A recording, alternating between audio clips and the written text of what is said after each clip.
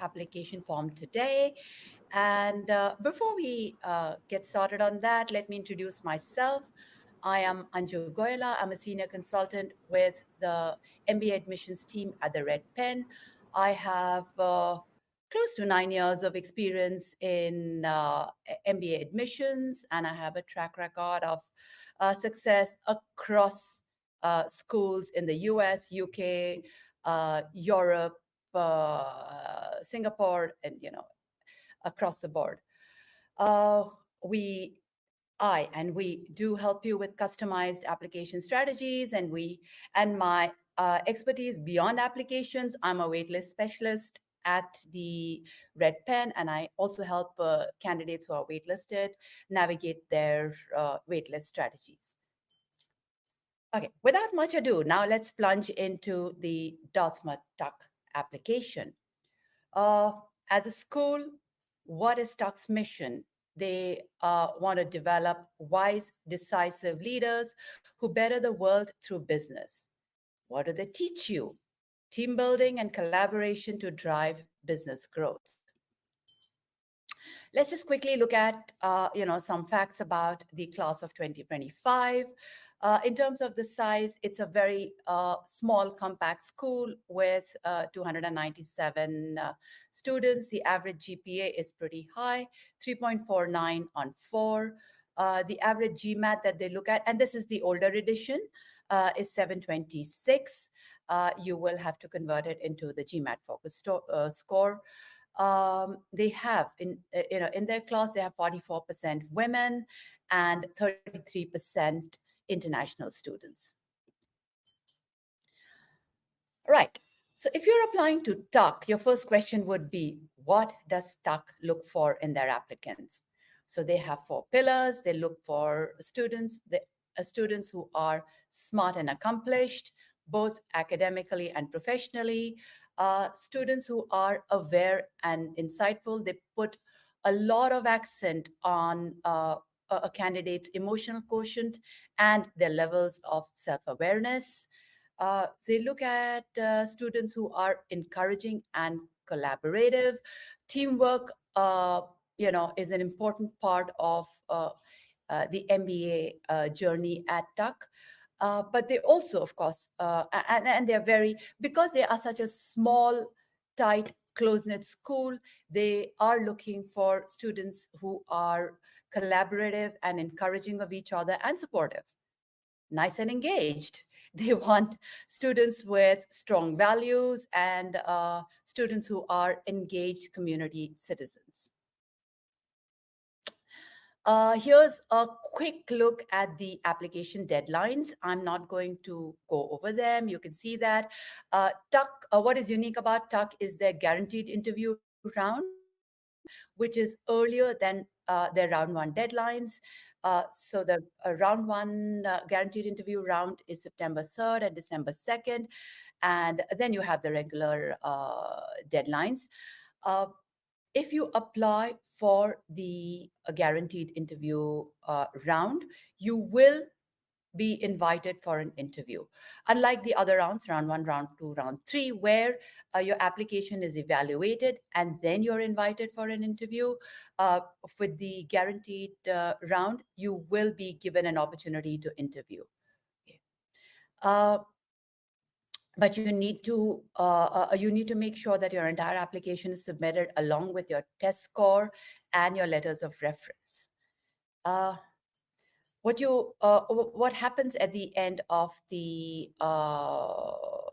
application cycle is that you can access your decision through the portal. You will be informed a week before that your decisions are coming up, and then you can go there and look at your decisions. Right, these are the top application requirements. You need to fill out the application form. You need to articulate your short and long-term goals. You definitely need to have a score. They also require an English language proficiency test, unless you can demonstrate that your undergrad has been in English, and you can ask for a waiver. They will require education information, transcripts, your employment history, resume, essays, letters of recommendations, and you have to pay an application fee. The reason I've put review there is you need to review your entire application before submitting. I am going to go over each element in detail in just a bit. Mm, there's a question here about, is there any benefit to the guaranteed interview round rather than the normal interview round? More chances of acceptance. Well, Chinmay, I am not, I can't say whether you have a greater chance at being accepted, but you have an opportunity to showcase another aspect of yourself through the interview. And normally, they evaluate in round one, round two, round three. They will evaluate the application and then invite you for an interview if they feel you are a good fit for the program and they have the resources to help you achieve your goals. But in the guaranteed round, you can just you can without your application. Chances of acceptance, I can't really say. That'll depend on your entire application. Is there a different submission hub or the same? No, it is the same. Clover, it is the same process. There's no difference in the submission process. Uh, with an undergrad in English, do we need to get a waiver or is it applied by default? You can explain to them, Ayush, you can just explain to them, and I'm going to come to that. I am going to be discussing that shortly. There is Are there any schools which are more open to candidates with higher than average experience levels? Is TUC one of these? TUC does not discriminate you, and they're very clear about this on your age and the number of years of experience that you have. But what typically happens is you need to see if you can get enough out of the program if you are at the higher end of a work experience. All right, let's get quickly dive into the components of the application form. And the first thing that they look at on the first page is, your personal information, the basics, things like your name, your address, your email ID, your phone number, biographical information, which is typically your gender, your sex, and other things, your citizenship information, which country do you belong to, which passport do you hold, do you have dual citizenship, and convictions, if you've been convicted for any kind of felony. Then there's a relationships page, which is optional. You don't necessarily have to answer this, but they will ask you information on your partner, your family members, your parents, and whether you are a TUC alumni or do you have family who has been to TUC.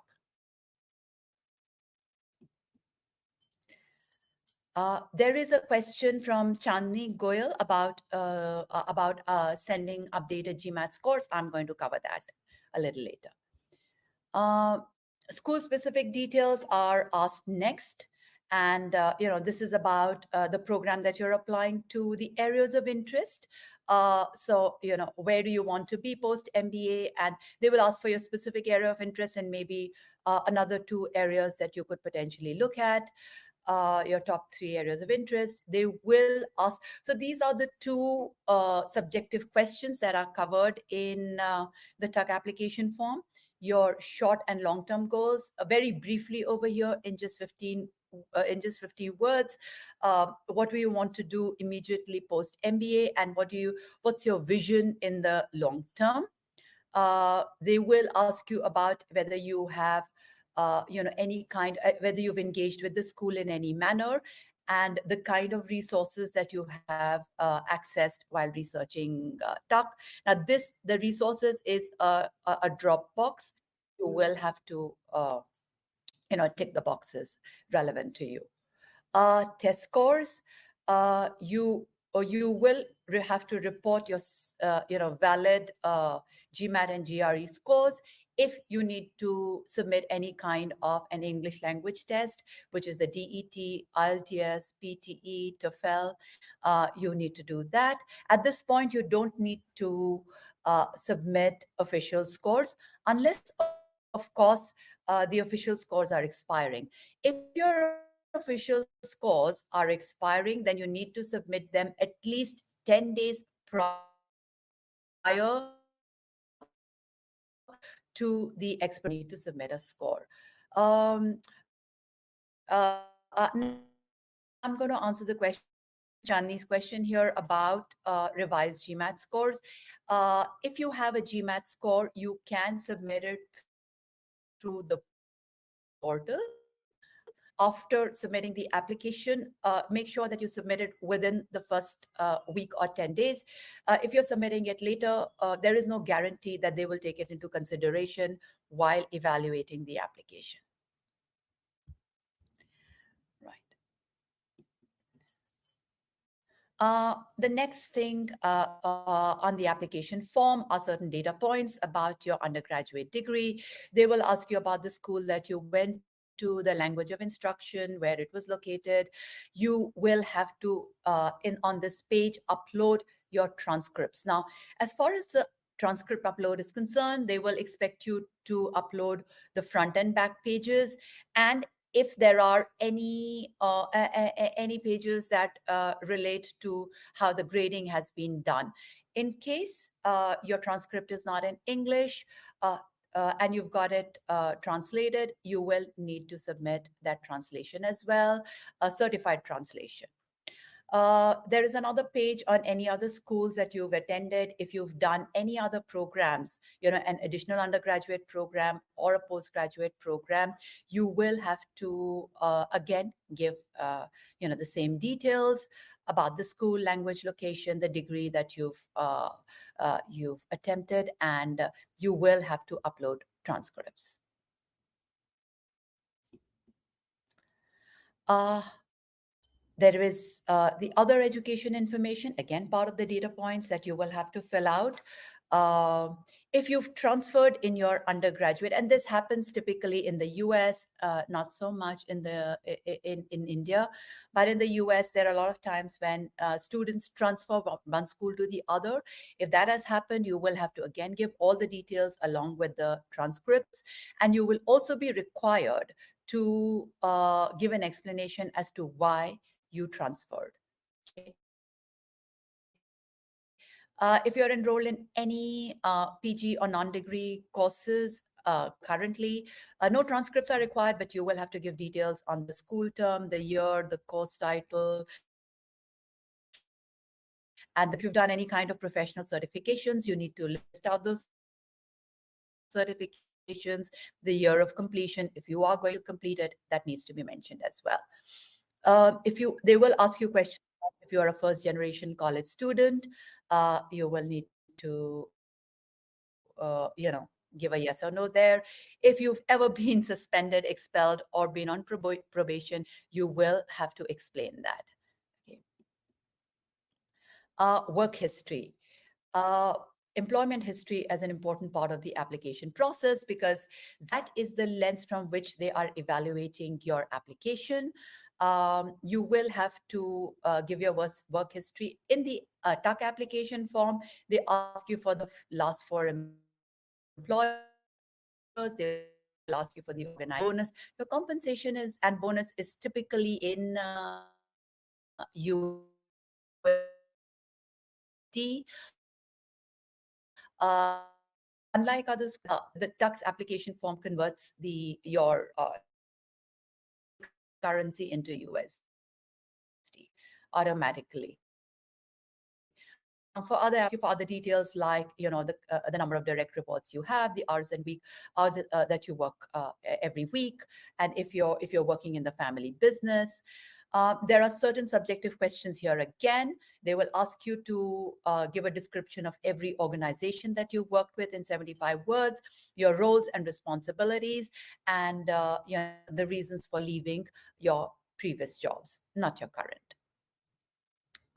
There's a question here about from Chinmay about, do we count the months of the year 2020 and 2021 when businesses were closed in our work experience, or do we negate these months from the total work experience? If Chinmay, if you were working, even if you were working from home, you will you need to add those. Unless you were you were on a break, that's a different thing. But if you were aligned with an organization and you were working in whatever capacity, even if it wasn't even if organizations weren't operating full capacity, you need to include those. I resigned my uh, Tashfeen Khan has a question about resigning your position to pursue a small restaurant startup. How I never filed the business for taxes. Should I still met? Yes, you should mention the startup as your experience. Even if it failed, it's absolutely fine. It could make a great case for going to business school, right? I mean, if you are, there are reasons for why a business fails. It could be because you did not have the business skills to run that business. So yes, please do mention. Okay. It showcases a lot of things about you, that you are enterprising, you have risk-taking abilities. It's all right to fail. We are all humans, and schools want to see don't so want to see you as perfect human beings or perfect professionals. It's all right to talk about failures, and you're learning from these failures and how you want to now go forward and imbibe certain skills from business school and maybe come back and revive that business. Okay. Other employment information, there are some, you need to provide certain context. Whether you are taking your letter of recommendation, one letter of recommendation has to be from your current supervisor. So they want to know if you are getting one from your current supervisor. If you're not, they will ask you for reasons for why you aren't doing that. Reasons can be, multifold. Sometimes you may not want to tell your organization that you could potentially be leaving the organization because it could jeopardize your career prospects in the company. Schools are not guaranteeing admission, so it's perfectly fine if you do not want to tell your employer that you could potentially be leaving a year down the line, because you may not get that coveted project or that promotion or a raise. So yeah, it's perfectly fine. What you can do is explain it in the optional essay or and in the additional information section in the application form. Okay. They will ask you whether you're a sponsored candidate, who is sponsoring you, the amount of sponsorship, has it been approved or is it pending approval? If there is an employment gap, okay, more than 2 months, you will need to explain that. Okay. They will ask you about full-time work experience by August 2025, which is your joining date. Is if you are part of the military, this is specifically for U.S. students. You will need to put in your service details and whether you qualify for VA benefits. Uh, there are a few more questions. Right, I'm going to take them up a little later. Right. Uh, Activities. Now, the activities section gives you a chance to showcase a little more about yourself outside your academic and professional trajectory so far. So you can talk about your community involvement, the clubs, athletics, hobbies, and other personal interests. And you need to put that in the order of importance. Now, we don't go back as far as school. You essentially talk about what you did during your undergraduate studies and after graduating from college. So you will be expected to give the details of the activity, and there is a 50-word description of the participation. Awards. Again, this kind of tells the schools about, your achievements and how your achievements were recognized, whether they are in the academic sphere, professional sphere, or maybe outside. So this again has to be post graduating from school, essentially in college, and after that. So it can be academic, community, it can be military, it can be business awards. You will have to describe each one of them briefly, the date on which you received them, and the criteria or the basis on which you were selected for this award. Okay, obviously the award, the organization which is granting this. Let's come to the essays. Most people are most people saying that essays are what get you into a business school. Essays are an extremely important part of the application process, but they are just one part of the application process.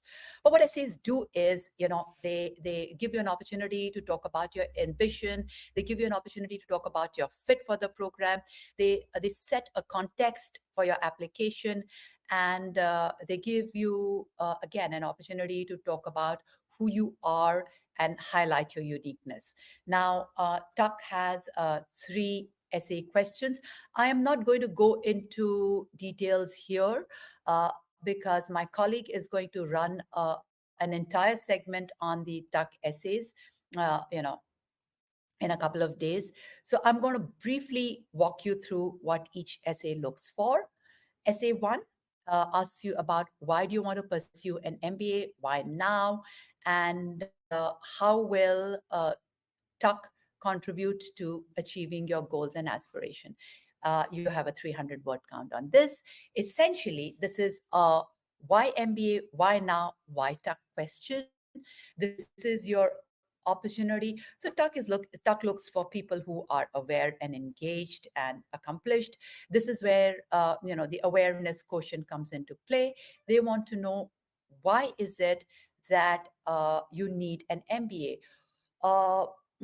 What you need to do here is talk a little about, you will need to refer to your goals, both your short and long terms, and talk about the gaps that you have both in your knowledge and skill sets that you need to bridge to be able to achieve those goals, which is where an MBA comes in. You should ideally also talk about why you're passionate in the area of operation, or that you are, what drives you in that particular space that you want to be in, and how Tuck is uniquely positioned to help you achieve your goals. This is also a place where your school research will come into play, and you will be, and you should be able to highlight the resources at Tuck. uh, uh, I say resources, I mean the academic resources, the experiential learning opportunities, the clubs, activities, everything else, that you experience at Tuck, which will help you move towards your stated short and long term goals. Tell us about who you are. How have your values and experiences shaped your identity and character? And how will your background contribute to the diverse Tuck culture and community? Now, Tuck is a school which is really close knit. It's a small class size. You're going to spend your 2 years there, and it's also a little isolated in terms of its location. So you're going to spend your entire 2 years with those 297 or 300 colleagues. So you need to, again, this question speaks to your self awareness. It needs to your sense of community. You, what is it that drives you? What is it that makes you the person, the individual, the professional that you are? What are the experiences that have shaped your identity and your character? And how, coming from those values and that background, will you then contribute to this close knit, a very tight knit community at Tuck? As I said, my colleague is going to cover this in great detail in another session, so I'm not going into those details right now. Describe a time you meaningfully contributed to someone else's sense of inclusion in your professional or personal community. Again, 300 words. Uh, this speaks to Tuck's value of being an engaged community citizen and being an inclusive. This is basically a DEI, the diversity, equity, and inclusion question, where you need to give a specific incident where you kind of contributed to the inclusion of somebody in a professional or personal setup. In addition to this, there is a reapplicant essay. If you are a reapplicant, you will need to talk about how you have strengthened your application and how you've moved forward since you last applied in the previous cycle. Okay. There is an optional question where you can provide additional insights or information that has not been addressed anywhere else. Typically, in this question, you cover things like, your choice of referees. In case you've not taken a letter of recommendation from your immediate or current supervisor, you can explain it here. A low GPA, if you're not a great test taker, and if your GMAT or GRE score is not aligned to what Tuck is looking at, you can talk about that. Any gaps in your work experience. So, these are things that are typically covered in this question.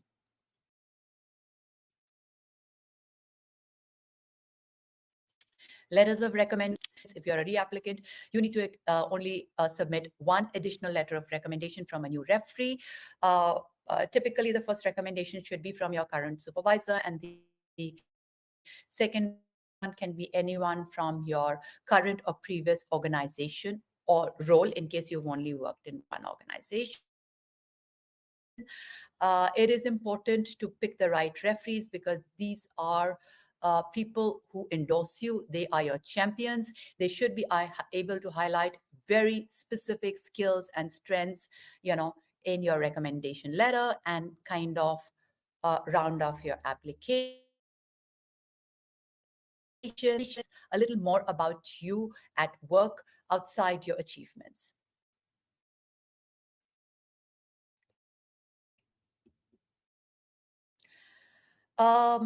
At the end of the form, there are, you will need to certify certain things. You will need to say that your work is, that your application is accurate in terms of all the data points that you've provided to them. It is oversighted as somebody else. Your LORs are written by your recommenders and not by you or anybody else. And at the end, you will, of course, at the last page requires you to review your entire application. If there is something that is missed out, they will point that out, and you can go back and complete that component. Right. So quickly, let me just see how we are on time. I'm going to quickly walk you through the common mistakes in the application form. Uh, that you really need to be mindful of. The language. A lot of people make typos, grammatical errors. Please go over your application several times. Make sure that those mistakes are not there. For international applicants, there's always a confusion about, should I use British or American spellings? You can use either, but whatever you choose, once you choose, whether you're going to use a British or American spellings, please make sure that you are consistent across the application. Yeah, I mean, I see some likes coming in. If you are enjoying the session and if you're finding it useful and informative, please keep those likes coming. Right. Inconsistencies, make sure that the facts, figures, dates, achievements, accomplishments are consistent across the application. If you've mentioned that you worked, at a job between X and Y date in your resume, it has to be identical in your application form. The same goes for other data points. Currency, if you are you've used a particular currency, normally we tell candidates to use USD, which is the universally accepted norm. If you are an international applicant, but if you're using GBP or euro, just stay consistent across the application. Follow instructions very carefully. Schools will give you specific instructions on the font and spacing, especially for your essays. They might ask you to PDF documents. Adhere to word count and character count very, very closely. If there is a character count mentioned, remember it needs to include spaces. It is character count including spaces. Okay. Um, do not leave any section incomplete. I've seen people leave certain sections in their forms incomplete. Please complete all sections. There's a reason why they're asking you to for information in those sections. It's also an opportunity to tell the adcoms a little more about you, something different about you. So make use of the sections, every section. Essay structure, very important. Remember to address the prompt. Remember to adhere to word count. Root your essays in research. Make sure that your research is really school research is really strong, and you're able to demonstrate your fit for the program. The tone of the essay is very important. Again, my colleague is going to cover this. It needs to bring out your personality, your unique personality, and make sure that your goals are realistic and achievable. Uh, Unrealistic goals really don't fly. So they have to be rooted in what you've been doing so far. If you are, let's say, in manufacturing or in marketing, you can't say, I want to be in the sustainability space. Something that you've never done before kind of makes the adcoms uneasy when you are not able to demonstrate that you will be able to take it forward.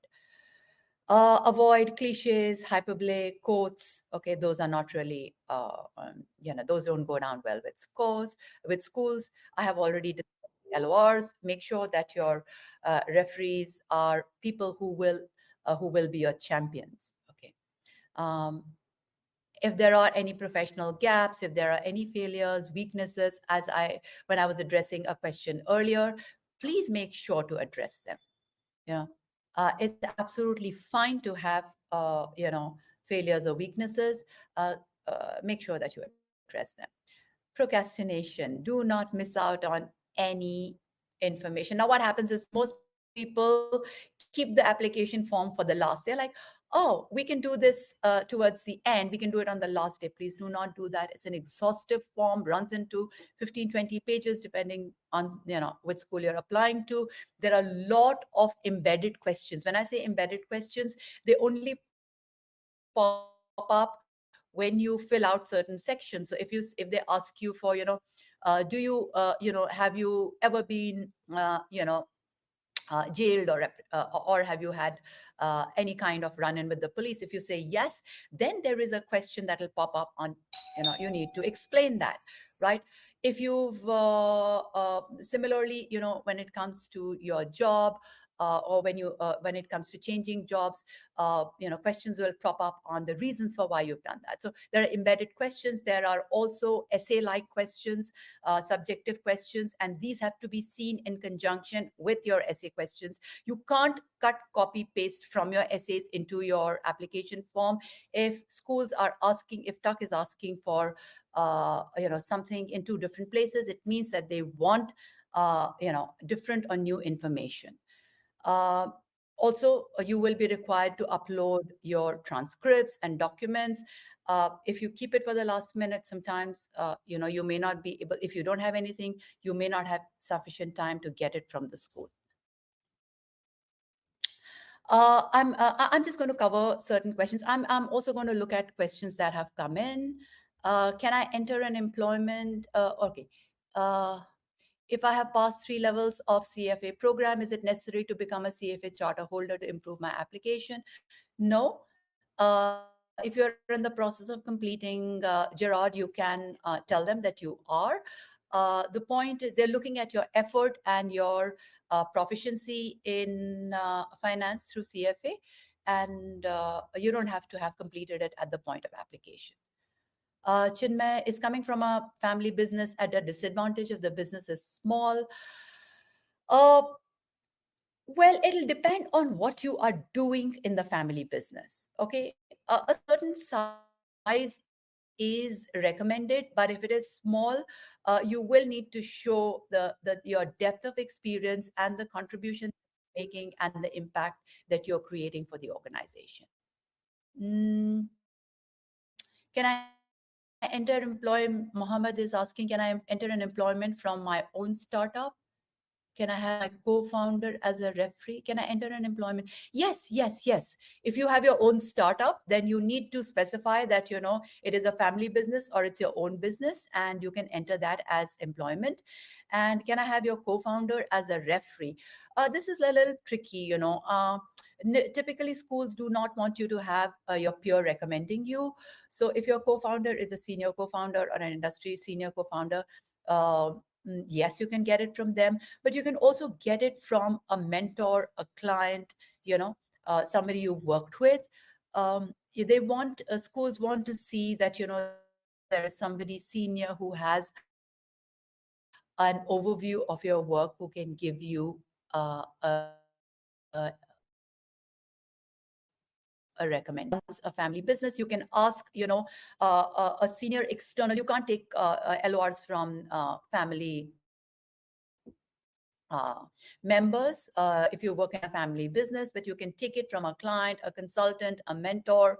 Okay, that is possible. Or a senior non family member professional working in the organization. Does having 2 year post work experience, is it a disadvantage? Gamuchira is asking. Well, typically schools do look at 3 years of work experience, but you know, uh, it'll depend. It is not the quantity of the work that you've done, but the quality of of the work that you've done. So they will look at the depth of your experience, the scope of what you've done, and the contributions that you've made. Uh, I'm just quickly going to go over this and I'm going to come back to the questions. So, TUC does offer a GMAT, a GRE waiver. You need to have, all of these. You need to fulfill these criteria, a minimum 2 years of work experience. You need to be able to demonstrate your quantitative and analytical competency. That is very important, either through your academic journey or through your professional journey so far.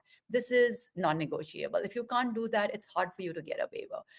You should have, for TUC, you should have opened an application form. You don't need to have submitted, but you need to have opened the application form, and they may ask you for your resume and your transcripts and certain professional certifications and other documents. So, yes. Also remember that your test waiver, if you are requesting for a test waiver, submitted at least 12 business days before the application deadline, looking at your or considering you for your GRE waiver. So here are a few things. They may answer some of the questions that you have asked.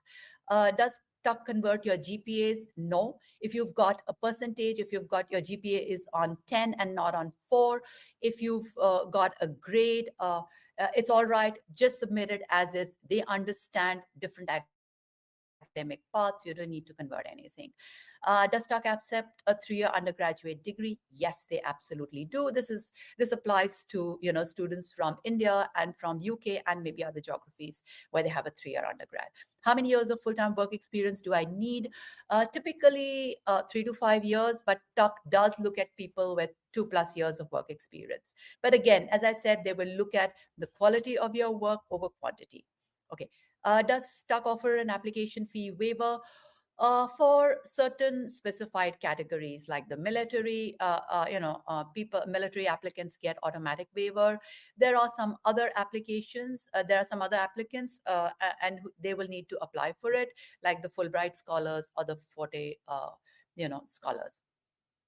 How do I submit significant updates? This is a question somebody had asked, whether it is your GMAT score, or if you've got a promotion or a raise, or you've done something significant at work and you want to update the school about it. You can access your status page and navigate to the application update form. That is where all your updates go in. I'm going to quickly take all the other questions here, whatever I can take. If I'm not able to answer your questions, please feel free to reach out to us at team.mba@theredpen.in. You can call us at the number given there, or you can scan this QR code. I think I do have a few minutes, 5 more minutes to take questions. Shreyoshi, is that right? I'm going to quickly take those. Okay.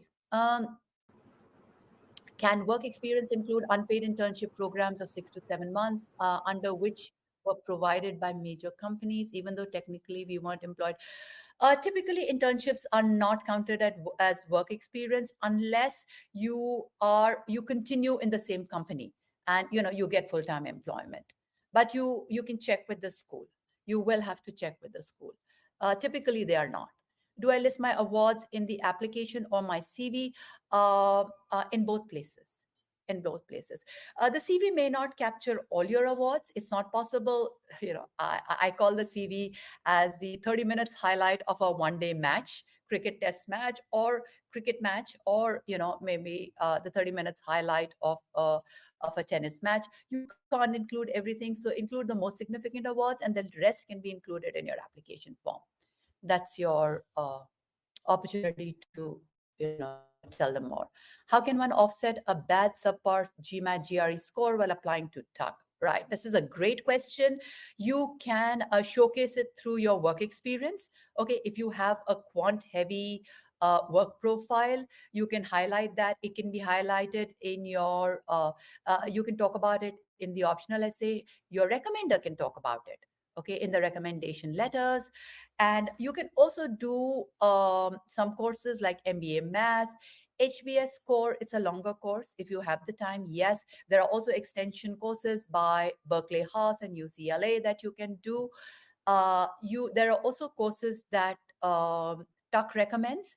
Just go on their website and they have certain courses that they recommend, and you can do those. Will being an accountant reduce our chances for MBA since we don't have much senior level leadership roles? Not at all. Schools look at a variety of apple. They will look at people from different backgrounds. So long as you are able to articulate your goals well, your ability to take the academic rigor of the program, and that talk is a great fit for you. Yeah, I mean, you can be there. Is it a must to use the school template for the resume if they provide one? If they absolutely insist, yes, but otherwise you can pretty much use your own template. Okay.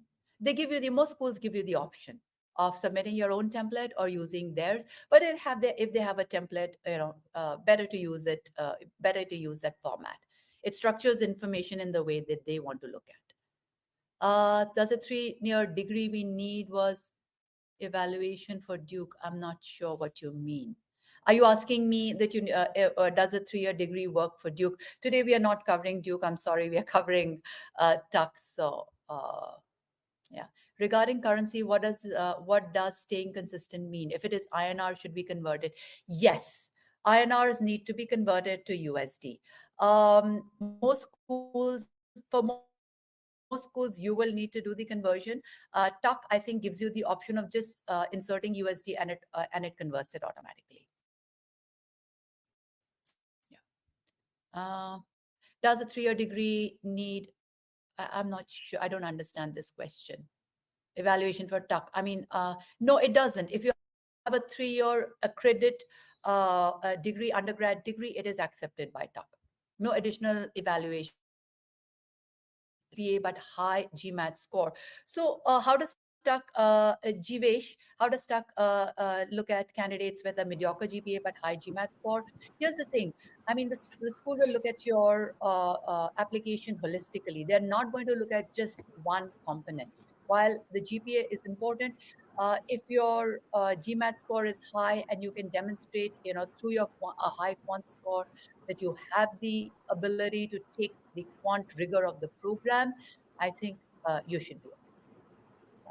You can also demonstrate that through your work experience, as I mentioned earlier. My supervisor has recently left the firm. Uh, how to arrange the LOR. He was the one who could commend me. You can ask him even if he's left the firm. That's fine. You can talk about your most recent supervisor. He was your most recent supervisor. Your current supervisor may not have worked with you long enough to have an overview of your work or to give you a letter of recommendation. You can take it from the person who's left the organization and explain this in the optional essay or the additional information section in the form. You can reach out to us, Manish, if you want more information on this. Anju, Uh, I'm sorry to interrupt. We are on time here. We do have to end the session since the next one is beginning shortly. So, do you just want to quickly say a couple of words before we end? Yes, there were just three more questions which I couldn't answer, but please reach out to us here. I've given the details are here on this particular slide. Scan the QR code and reach out to the red pen if you're planning to apply to business schools in round one or round two this year, and we will help you with end-to-end applications and even various components of the application. All And right. thank you Thank for you, listening to the Anju. session. And thank you, everyone. And good night. Good night.